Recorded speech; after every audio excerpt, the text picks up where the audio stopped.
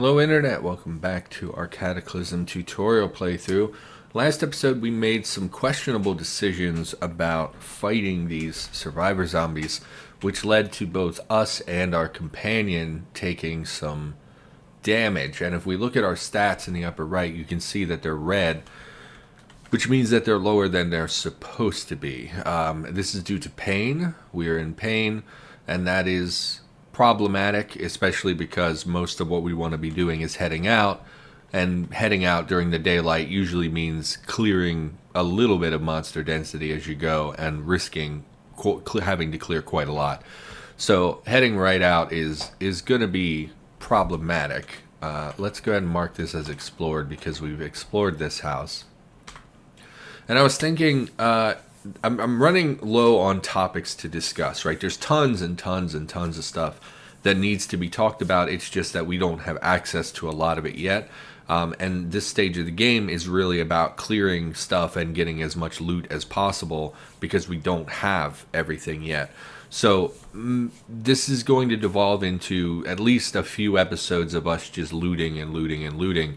And I don't love that, you know, and with the tutorial series, I thought, you know, we want these single encapsulated moments that we can talk about in a specific video. Like I did a whole video just on crouching because I wanted people to be able to easily search. And when we're looting, we're going to get scattershot commentary. Here's a little bit of hint, you know, here's a hint, here's a tip, here's whatever. But it's not one cohesive thought. So that's going to be probably the next few episodes. But this episode, I thought we would try and interact with our NPC friend here, Lyle Darden. So we know that we examined his wounds previously. We saw that he took quite a beating from the survivor zombies. When it comes to nighttime, we will treat his wounds the same way that we would treat our own, just to encourage him to heal, because we may exploit this NPC as we proceed in the game. Exploit might be a tough word. What I mean is we're hoping to convert him to being one of our followers. So I think what I was thinking is that we are in a position where we should try to take care of him a little bit. This is, it's our unsorted pile, that's right, that got a zombie killed on it. So we have these blood here. We could clean up this blood with a mop, by the way, in case you're ever... Actually, I don't know if mops clean... It clears fluids, but I don't know if these actually count as fluids. But we would want those to be cleared eventually. Anyway, I thought we would talk to our NPC companion, see if we could give him some things, and possibly persuade him to join us. Now, I don't know NPCs very well. If we go to... No, not yet. I would like to shift O to look at his opinion. He has a trust level of 2. He's not afraid of us. He values our presence, and he's ambivalent. So these are just broken down into the 4 categories of emotions that an NPC will have for you. Trust, fear, value, which I did not know was a thing, and anger. So we don't have anything that has currently set us apart in this guy's mind as, like, if we were horrifically mutated, he would be afraid of us. If we had done the multiple quests for him, he would have a higher trust for us. But what I was thinking is that we could probably just give him stuff. Now, NPCs used to work... Okay, I don't care about this. Get out of this menu. NPCs used to just take whatever they wanted if it was nearby. So I'm guessing that this guy is going to eat and drink from our stock just because he can. And there's really no way to prevent him from doing that. Actually, in the zone manager... Is there a way to set up a zone NPC forbidden or something like that?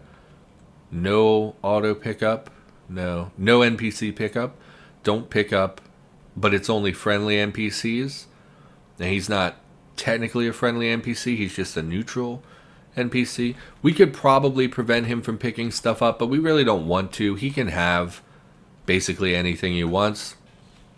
So what I thought we would do is just give him some food and drink and see if that maybe would increase his approval of us. So like if we take, you can have some OJ, we'll give you this orange soda.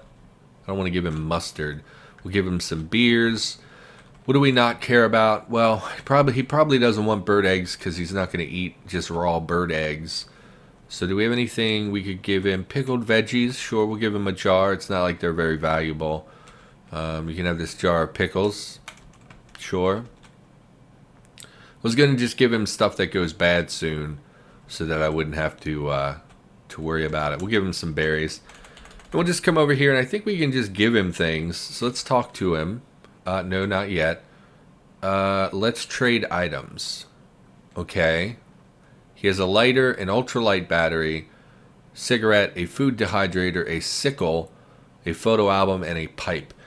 It's interesting. You'll see I believe the yellow means that he's currently using that as a weapon. It's something he currently has equipped. And the important thing to notice here is that he's not using the sickle as a weapon. Cataclysm treats sickles as non-melee, like they're not intended to be melee weapons. So this is like a hand scythe for clearing out grain and whatnot from a field, and it has a -6 to hit. So it's one of the weapons.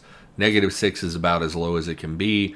It's usually attached to weapons that you might think are weapons but don't actually function that way, like the sickle. The scythe is also a huge negative to hit, but that makes more sense to me because it's this big unwieldy scythe. But a sickle is like actually something I think should have a higher to hit bonus, because although it's not intended as a weapon, it does have a handle. It's pretty easy to swing and whatnot. So I'm not sure why that has a -6, but that's why he's not using it as a weapon, because it's not really mentioned as a weapon. It's not really valuable as a weapon. So let's just give him some stuff. How do I navigate this menu? Tab to shift between columns. Oh, and with all the stuff that's on the ground, this is annoying. It lists all the stuff we picked up here. So let's just give him HIJKLMNO. Okay, and you'll see this gives us a credit of 25, so we could trade for $25 worth of his stuff. He doesn't really have anything I want. The battery is valuable, the food dehydrator is valuable, but I don't really care. And so how do I just give this to him? Enter.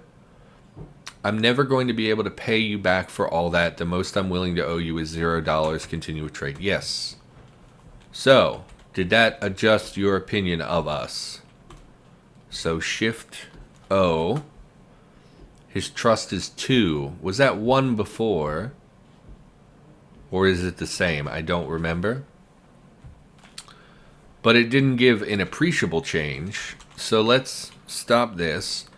I was thinking we could give him our spike on a stick as well, because it's a weapon that he doesn't actually have a proper weapon. So can we give you... No, this is the wrong menu. No, it's the correct menu. Is it? Go back. Examine, wounds, sort armor, attack, disarm, steal. Okay, so yeah, talk, not yet. Trade items. You can have... The spike on a stick is a B. Why? Oh, no, wrong tab. Yes, B. I mean, you can have my cudgel, too, to be honest with you. So let's trade that. Let's talk to him. Shift O. Same values. Did you equip the spike on a stick? Examine. How do I easily just look over? Still wielding a pipe, huh? Why would you still be wielding a pipe? Talk. Not yet. Trade items. Travel with me. Can I do anything for you? No. I would like to get you to change your weapon so that you're more valuable to me. Sword armor is not friendly. Okay. I don't know why he wouldn't change weapons.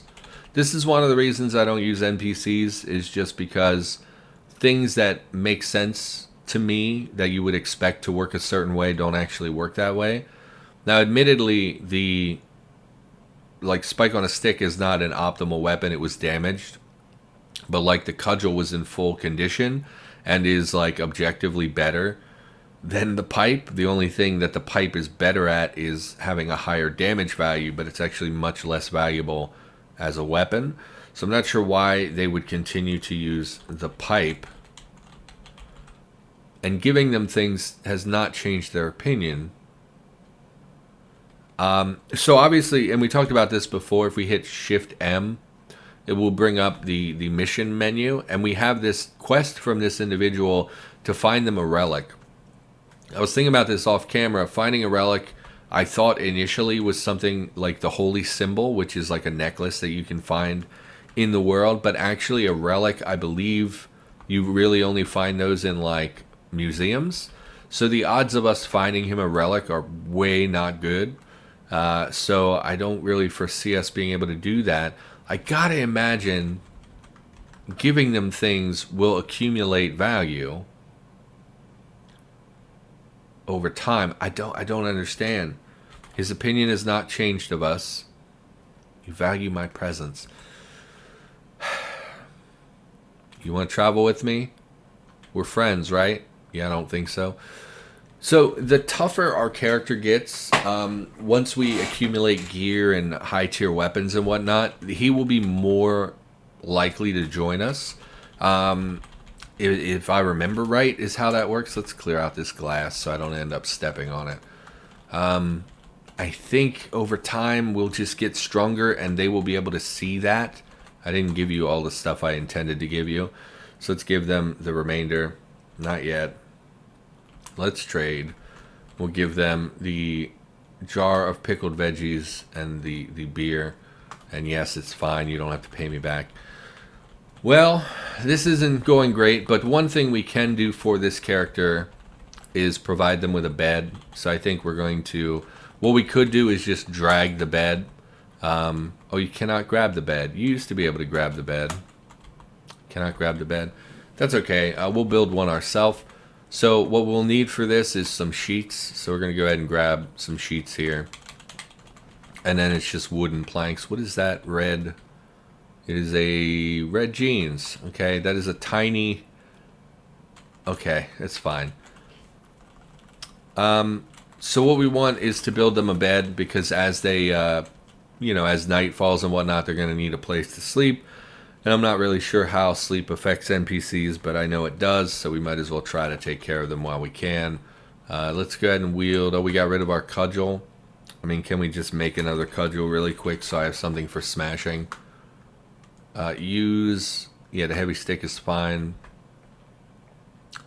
Wield and activate. Why did you drop it on the ground? Activate cudgel. Yes. Store inventory. Great. Use that to smash this up.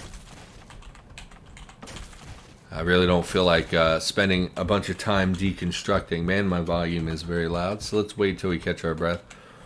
We'll just haul these over here for a second so we have nails and planks nearby. Go ahead and make them a bed.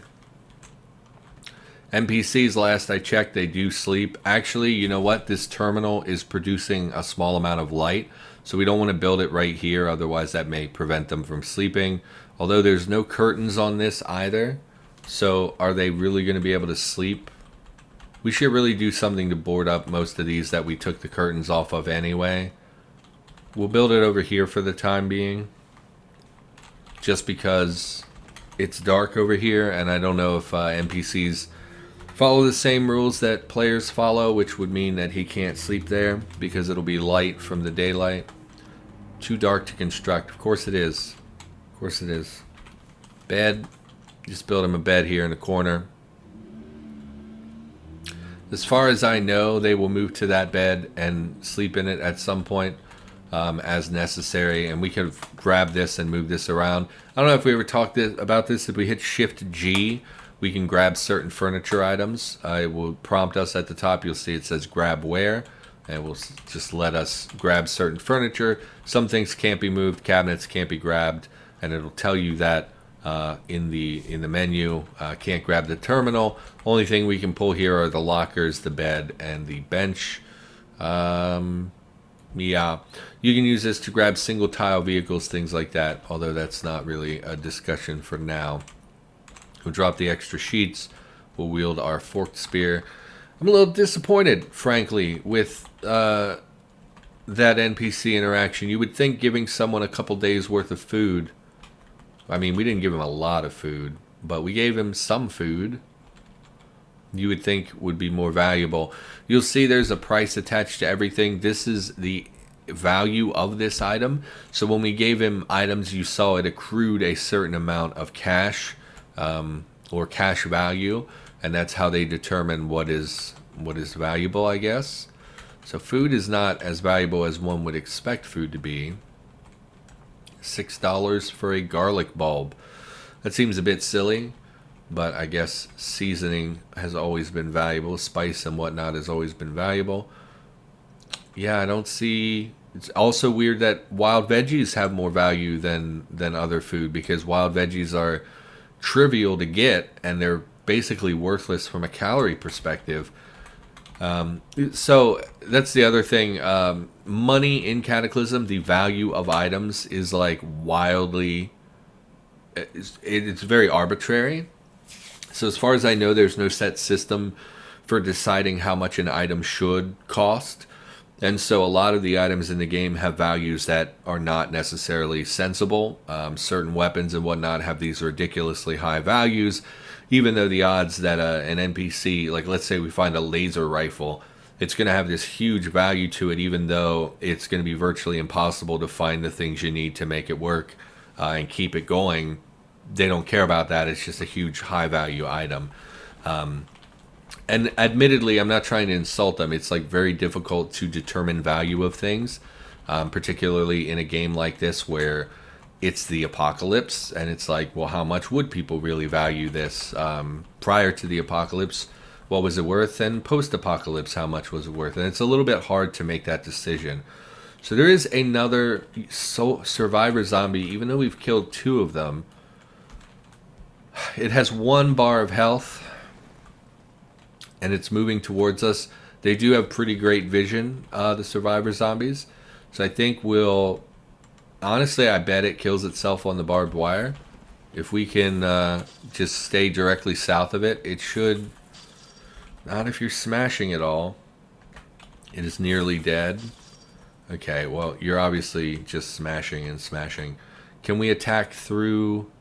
Set target? Oh, it's too far away. Yeah, you can't attack too diagonally. Yeah. Smash that. Grab the cash card. Did have a nail bomb on it. Nail bomb is, well, we'll read it, is a crude and bulky improvised bomb made from a container and explosive surrounded by nails and a fuse. Use this item to light the fuse. You will then have 5 turns before it explodes. Throwing it would be a good idea. So we should call this episode, because it was supposed to be about NPCs, but I'll leave you with a bit of wisdom about explosives. Now, explosives in the game come in a whole bunch of flavors. There's all kinds of stuff in the game.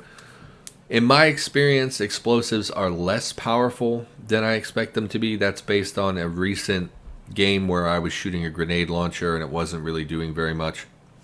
However, someone brought to my attention that just a few weeks ago they were buffed. And I know Kevin had done a lot of work like a year ago to increase the general value of explosives. So, in general, the rule of thumb is if it has shrapnel, it's good against soft unarmored targets. If it doesn't have shrapnel, it's just good against whatever, because explosives in general tend to be pretty good. So like this nail bomb is great against the basic zombies that we've been encountering, but if those zombies have any kind of armor, like armor has a huge impact on shrapnel damage. So anything armored, a soldier zombie, a turret, those kind of things, the shrapnel is going to do virtually no damage to them. Or at least this was true as of a couple weeks ago. I've heard, again, that has been buffed, but I don't know that experience firsthand. And then if the explosion is not really based on shrapnel, like I think most of them are bomb fragments.